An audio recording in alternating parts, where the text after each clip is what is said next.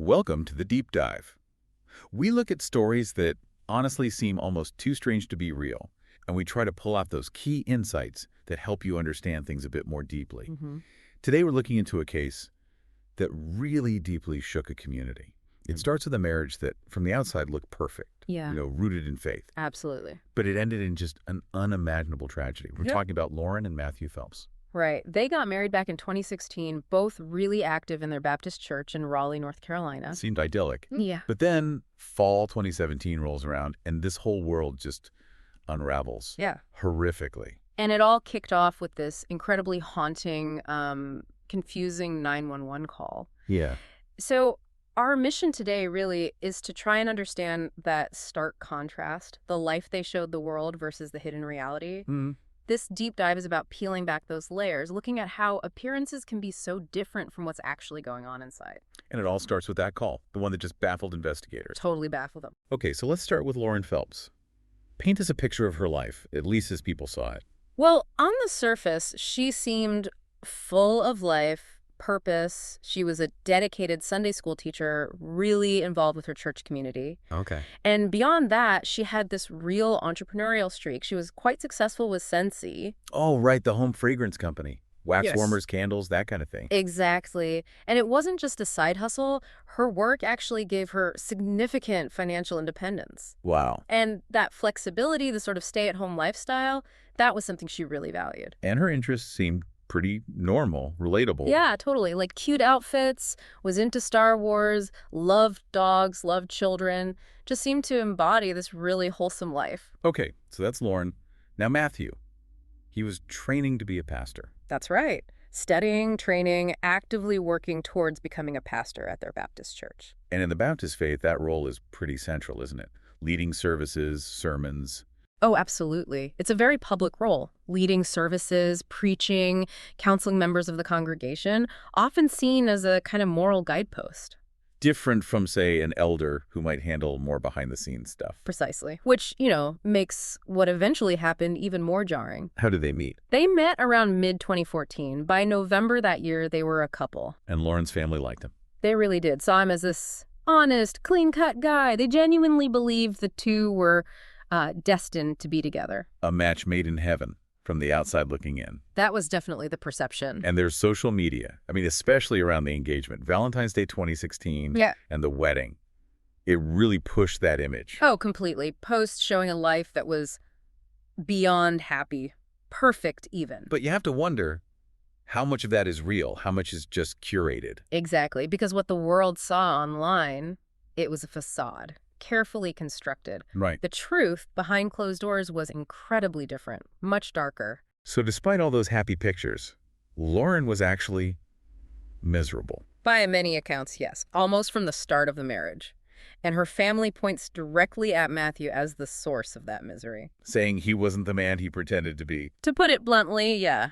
Not at all the man he claimed to be. It's just such a stark reminder, isn't it? Social media gives you maybe a slight glimpse. Very slight glimpse. Okay, so if the perfect picture was fake, where did the cracks start showing? What was really going on? Well, the biggest cracks started with money. Matthew had a serious problem with money. So. The sources say he was spending money like he was a member of Congress, but his income... Let me guess. Low. Virtually nothing. So completely unsustainable. It's pretty safe to assume he was racking up significant debt, though we don't have exact figures. And Lauren knew this. She seemed financially savvy. She was, and she tried to stop it. Tried to limit his access to their bank accounts, put up safeguards. He'd always find a way around them. Always. Which naturally led to constant arguments.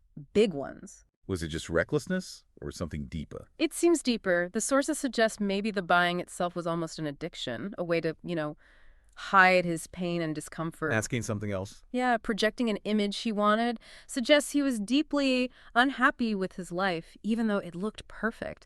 And that unhappiness probably fueled the spending. And it wasn't just the money. There were darker interests developing, too. Yes. He had this affinity for horror movies and the macabre. Lots of people do. But his obsession with one film in particular, American Psycho. Right, the movie with Christian Bale. That's the one.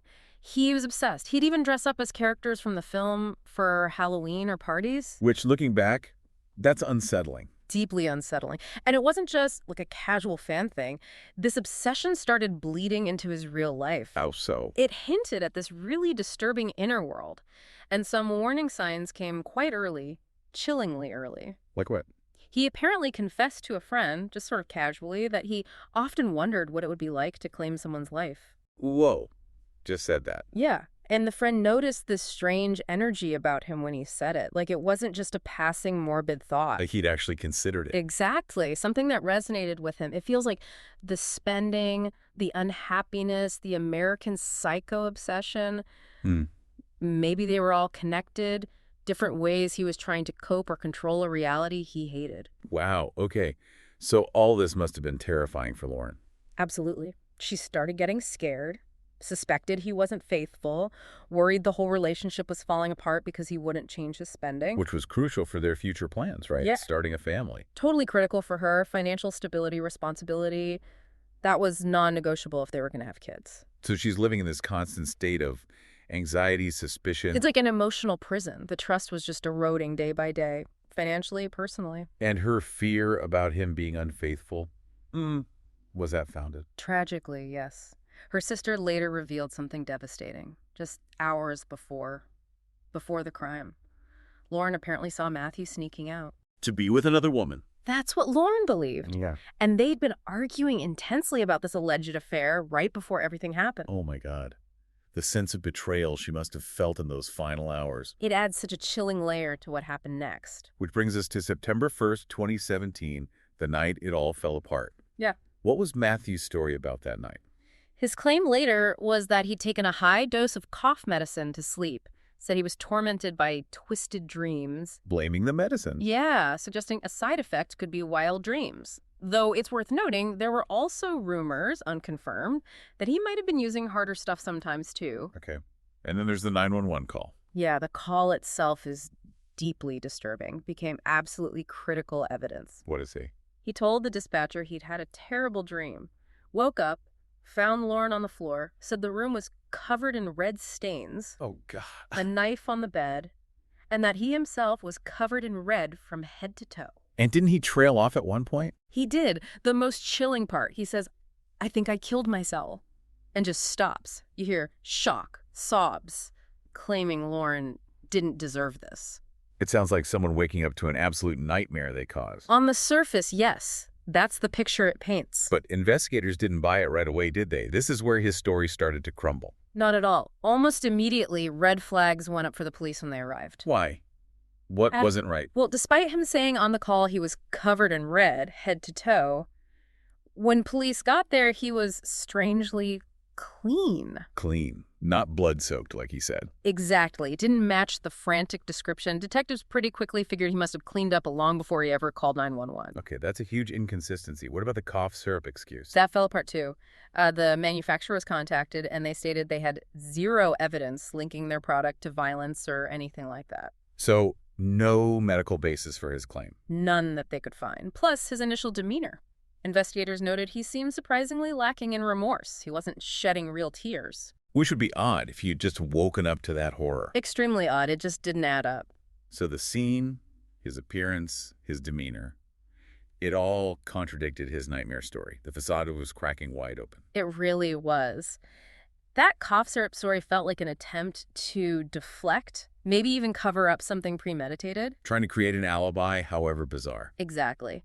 And the whole narrative really collapsed during his trial. He made this shocking shift. What happened? He admitted guilt to the judge, basically said, more or less confessed, that the cough syrup probably had nothing to do with it. Wow. And when the judge asked him straight up, "Are you admitting guilt?" he just said yes. Why? Was it remorse or a legal tactic? That's the debate.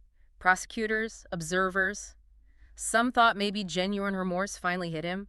Others suspected it was purely strategic to avoid the death penalty. Either way, that admission changed everything. It laid bare the truth. It did, and it pointed investigators towards what was really motivating him. What they found really unmasked him. What was it? A lot of it was hidden in plain sight, really. On social media, detectives found 2 Instagram accounts he ran. 2 accounts. Yeah. One was called Martyr Radical, and it was almost entirely dedicated to American Psycho. Curiously. Just content about that movie. Almost exclusively. Sure. And the profile picture, Christian Bale as Patrick Bateman, covered in red spatter. Chilling. What was the other account? Uncanny Maddie. And its bio was maybe even more unsettling. It read, "I can't seem to tell if I am dreaming anymore." Whoa. Blurring the lines between dream and reality himself. Exactly. These accounts give this unfiltered look into his dark obsessions, a mind where fiction and reality were getting dangerously mixed up. It confirmed how deep that American Psycho thing went. So putting it all together, the police theory became pretty clear. Yeah. They believed Matthew, fueled by that American Psycho obsession, combined with rage over Lauren controlling the money, her threats of leaving him, discovering his affair, he just snapped. And the crime itself. Their theory is he essentially enacted one of his favorite scenes from the movie, the sheer number of wounds, more than 120 individual wounds. Oh my God. And then the methodical cleanup before the 911 call, the manufactured story. It all suggested a calculated act after an explosion of rage, not some dream state. And Lauren's family, did they see signs beforehand? Their insights must be heartbreaking. They are utterly heartbreaking. Her father noticed a big change in Lauren in the weeks before she died, said she seemed paranoid, afraid, and worried. Like she sensed something was wrong?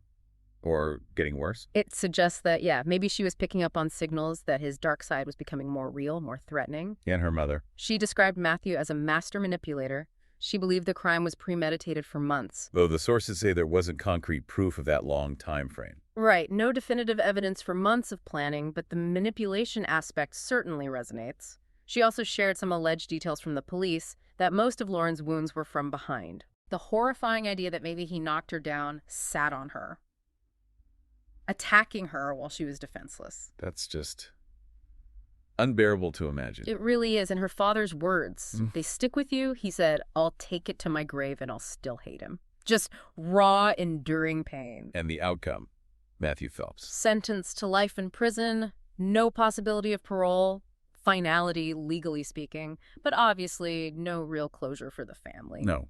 This case. It just exposes that massive gap, doesn't it? Right. Between the public face, the pastor in training, and the darkness hidden beneath. And an unfathomable chasm. The source material calls him a fraud, a wolf in sheep's den, which feels accurate considering his religious role. Yeah. And it's so important to remember his actions are the absolute opposite of the Christian ideals he supposedly aspired to. Loving neighbors, helping others. He strayed so incredibly far from that path. That's deeply unsettling. It really shows how far someone can drift from a path of supposed goodness. And I guess this deep dive really forces you, the listener, to think. How much can we ever truly know about people? Even those we think we know well. What might be hiding under even the most perfect-seeming surface? What signals do people miss? It's a question that lingers long after you hear the facts.